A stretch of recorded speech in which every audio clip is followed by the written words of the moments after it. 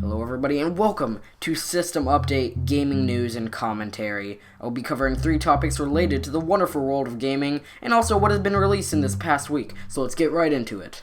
Ratchet Clank will finally be coming to the PS4 spring 2016. It'll be coming out alongside the movie, and this is not just another sequel, but a reimagining of the first game. Not just a remake, a full reimagining.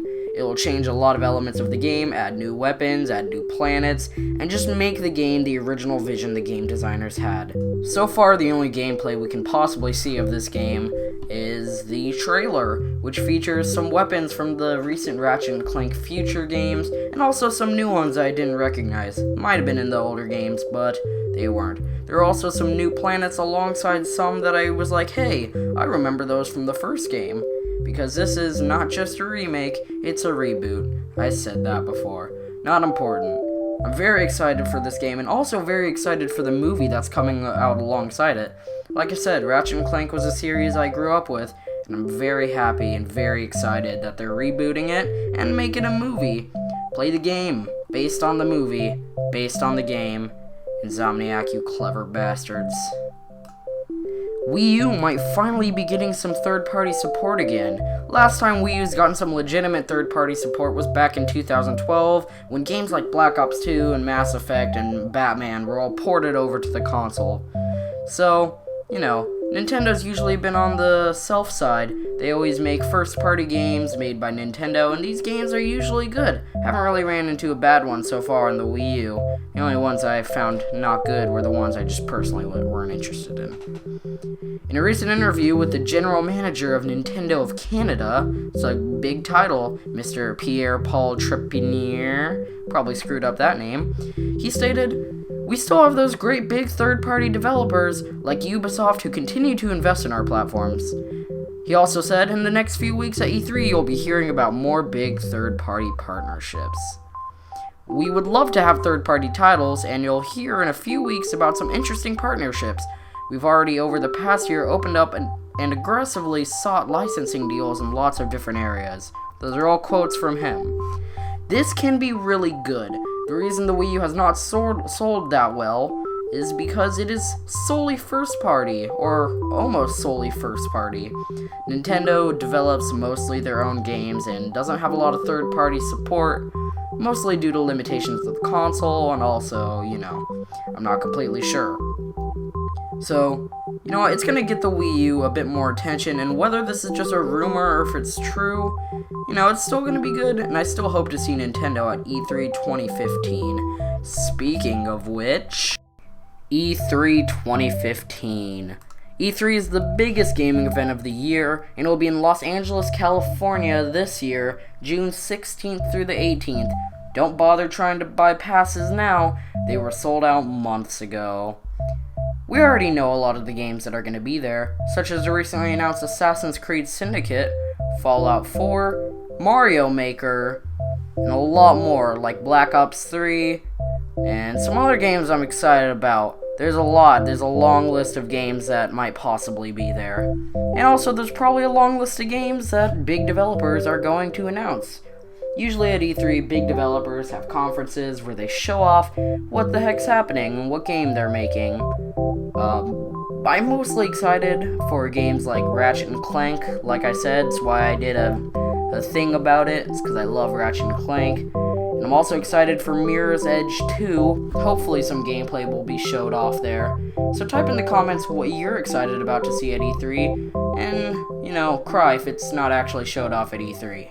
To finish up the show, let's move on to last week's releases. Let's start the list off with Hatred, a twin-stick shooter from Destructive Creations. It was released on June 1st, and if you don't know what Hatred is, go to Polygon.com. It was their main source of income for 3 months. Massive Chalice was released on the Xbox One and PC on June 1st. It's a tactical strategy game. It's very fun. It's very unique. So it's worth checking out. I believe it's free on the Xbox One store right now, so go get that.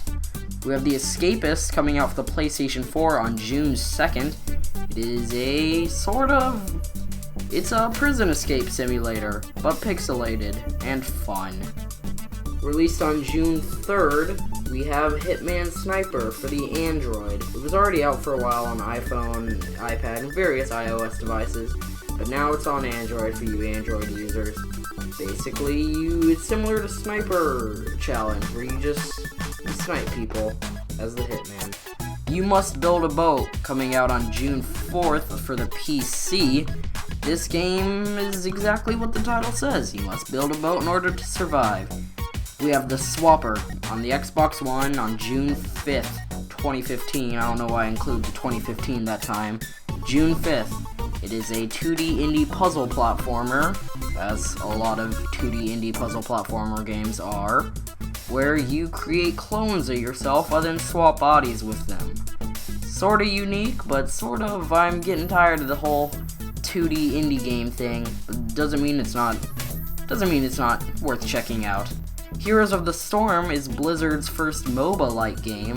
I'm not really a big fan of MOBAs, but for those of you who are interested, I've heard it's very good. It was released on June 2nd. And we have Tetris Ultimate on the Vita and PlayStation Network.